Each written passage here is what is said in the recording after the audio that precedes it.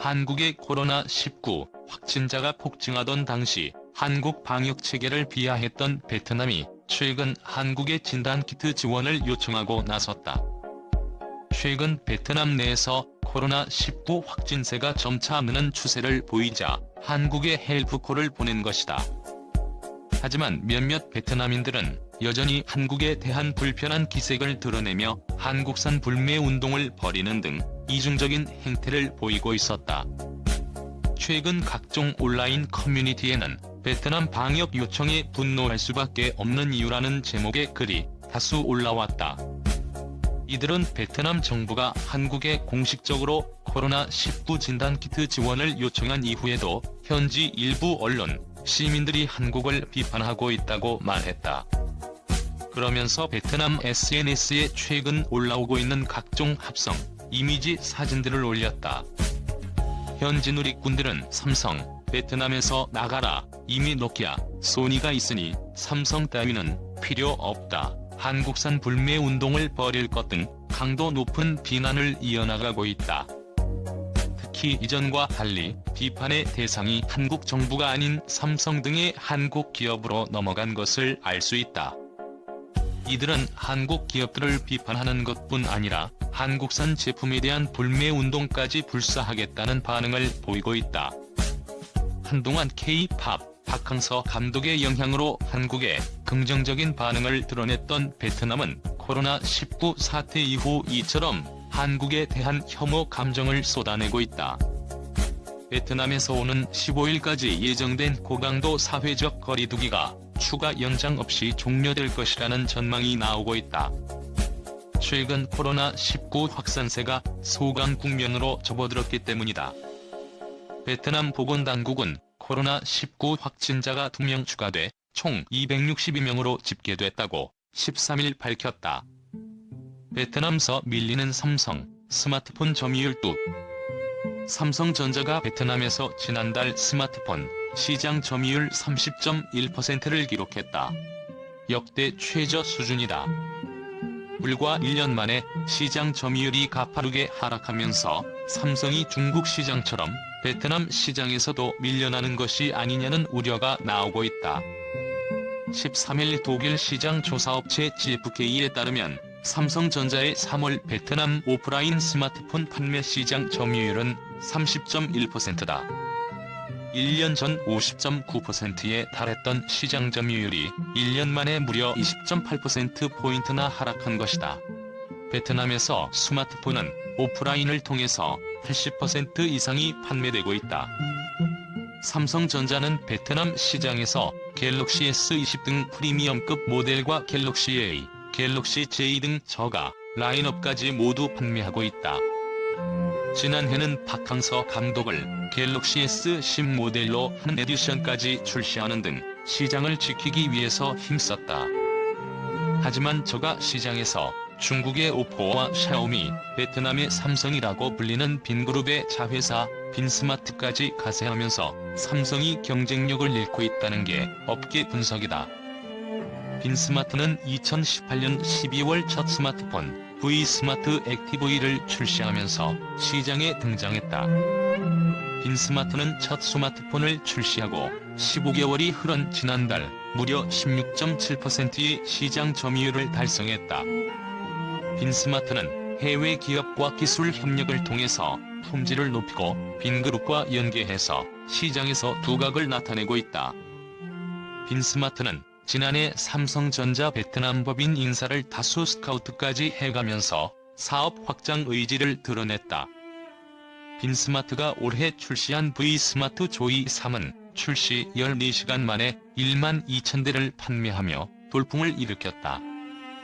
V-스마트 조이 3은 퀄컴 스냅드래곤 632 AP를 채택하고 2GB 램에 5천마 용량, 3개의 카메라를 달고 있다. 경쟁 모델인 갤럭시 A01과 샤오미 레드미 8A, 리얼미 C2 등과 비교해서 뛰어난 성능과 합리적인 가격을 제공하고 있다. 특히 유일한 베트남 회사인 만큼 보증 정책과 고객 서비스 등에서 장점이 있다. 빈그룹은 아파트를 분양하면서 고객들에게 빈스마트 스마트폰을 무료로 제공하는 등 공격적인 마케팅을 펼치는 것으로 알려졌다. 삼성전자는 올해 갤럭시 A51과 A71 등 보급형 오지 모델 출시를 통해 시장 방어에 나선다. 갤럭시 A 시리즈는 저가폰 시장에서 유일하게 오지를 지원하는 폰으로 6.5인치와 6.7인치의 큰 화면의 쿼드 카메라, 4K 고화질 동영상 촬영, 6GB 램 등을 지원한다. 갤럭시 S20 판매를 늘리기 위해서 24개월 이내 재판매할 경우 중고폰 가격의 50%를 현금으로 돌려받을 수 있는 프로그램을 출시했다. 프리미엄급 시장 점유율을 지켜서 점유율은 떨어지더라도 매출액 성장을 이어가겠다는 삼성의 의지로 해석된다.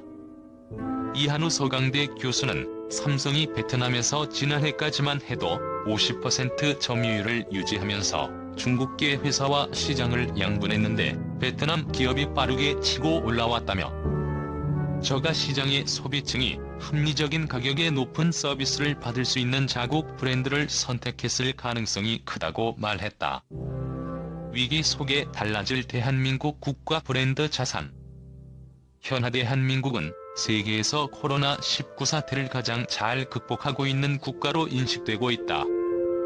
이러한 것에 대한 반증으로 세계 여러 나라에서 한국 배우기와 한국 칭찬 러시가 연일 외신을 통해 보도되고 있다. 한국이라는 국가 브랜드 가치가 현격히 높아지고 있는 것이다. 마케팅 전문용어로 브랜드 자산이라는 개념이 있다. 상표와 그 상표의 이름이나 상징성에 관련된 자산이다. 브랜드 연구로 유명한 데이비드 아커 교수와 켈리는 브랜드 자산은 브랜드와 연관된 브랜드 인지도, 연상 이미지, 지각된 품질, 고객 충성도 4가지로 구분하고 있다. 이 개념을 한국이라는 국가에 적용해보면 대한민국은 인지도에서 세계인들에게 얼마나 많이 알려졌는지 여부에 관한 것이고, 두 번째 연상 이미지는 한국은 어떻게 알려졌는가라는 측면에서 과거의 6.25 전쟁을 겪은 후진국에서 개발도상국이나 중진국의 이미지였을 것으로 보인다. 이렇듯 브랜드 자산은 4가지 요소가 합쳐져 형성되는 것으로 근본 코로나19 사태 해결을 계기로 대한민국은 브랜드 자산의 가치를 높일 수 있는 절호의 기회를 맞이하고 있다. 세계 여러 국가의 언론 및 주요 인사들은 연일 보도하면서 한국의 사례를 배우겠다고 언급하고 있다. 스페인 언론에서는 이례적으로 한국에 대해 호평을 하고 있다. 베트남 기업 절반이 파산 예정인데 한국의 많은 것들이 지구를 지배하고 있다라고 보도하고 있다. 세계 최대 자산 운용사 블랙록의 레리 핑크 회장은 코로나 사태가 종식되고 회복될 때 엄청난 기회가 올 것이다. 전 세계 사람들은 그동안 우리가 일했던 방식, 여행하는 방식, 모이는 방식에 대해 근본적으로 다시 생각하게 될 것이다 라고 말했다. 히트작 디커플링의 저자 탈레스 테이셰이라 하버드대 교수는 근본 사태 이후 한국은 대박의 기회가 온다고 말했다. 한국은 이번 사태에 대응하면서 투명하고 안전하고 건강한 곳이란 좋은 이미지를 얻어 연상 이미지 제고 효과를, 반대로 중국은 저렴한 가격으로 전 세계를 점령했지만 안전과 투명성이 문제되면서 외면당할 수 있다고 했다. 실제로 한국은 신속한 대처와 방역, 성숙한 시민의식으로 국제사회의 방역 모범국이 되면서 한국 경제는 벌써부터 반사이익을 얻고 있다. 120여 개국이 넘는 국가에서 한국산 진단키트 등 방역용품 수입이 급증하고 있다. 비상시에 대비한 라면, 김치, 즉석밥 등 가공식품 수출도 호조를 보이고 있어 지각된 품질 제고 효과를 톡톡히 누리고 있다. 이처럼 한국의 위상과 미래의 경제 전망이 높게 평가되는 반면 일본의 전망은 어두워지고 있다. 일본은 그동안 올림픽 개최를 염두에 둔 듯 투명성에서 의심을 받고 있었고, 신규 확진자가 급속도로 증가 연일 500명이 넘어 누적 확진자가 4월 13일 현재 7,255명을 돌파하고 있다. 지난 3개월 동안 51개 기업이 도산했다고 로이터 통신이 보도하고 있다. 일본 아이치현에 있는 온천 운영업체, 호텔과 요식업소 등은 이미 한국의 여행 보이콧으로 타격을 입은 곳인데 이번 전염병 사태로 더 이상 버티기 힘들었던 것으로 알려진다. 미국의 골드만삭스는 2분기 일본의 경제 성장률은 마이너스 25%가 될 것이라고 전망했다. 사태 초기에 한국의 방역이 틀렸다고 비판하며 자국의 상황을 방치했던 일본은 지금 엄청난 사태를 맞이하고 있는 것이다. 한국에서 비판 여론이 일었던 베트남도 이번 사태가 6개월 더 지속하면 절반의 기업이 도산할 수 있다고 한다. 베트남은 전 지역의 관광지를 폐쇄하고 모든 항공기의 베트남 진입을 봉쇄했었다. 한국도 글로벌 불황의 영향을 완전히 피할 수는 없겠지만 전문가들은 한국에 대해 놀라운 분석을 내놓았다. 전 세계 많은 국가들이 세계 11위 국가인 대한민국의 경제 회복 과정을 보고 따를 것으로 전망한 것이다. 이미 대한항공의 진단키트를 수입하고 방역 대책을 배운 에스토니아는 한국이 위기를 극복하고 경제 활동을 재개하는 과정도 배우고 싶다고 했다. 스페인 3대 일간지 엘문도는 지난 7일 한국 자가진단 앱 사용률이 90%라는 기사를 통해 한국의 대응을 상세히 보도했다. 스페인을 포함해 유럽 대부분 국가들이 봉쇄령을 발령했으나 한국은 뛰어난 기술 역량과 투명한 정보 공개, 성숙한 시민 의식을 바탕으로 민주적 방식으로 방역에 성공한 유일한 국가이다. 각국의 언론은 한국의 방역뿐만 아니라 한류를 통한 문화 강국에 대해서도 소개했다. 타이스의 월간지 아이콘 4월로는 문화 강국은 이렇게 만들어진다라는 제목의 한국 문화 특집 기사를 4개 면에 게재했다. 한국은 마이크로 프로세서와 플라즈마 스크린뿐만 아니라 활력과 매력, 다양성의 문화 산업을 수출한다며 세계 11위 경제 대국, 수출 규모 세계 6위의 한국의 위상을 소개했다.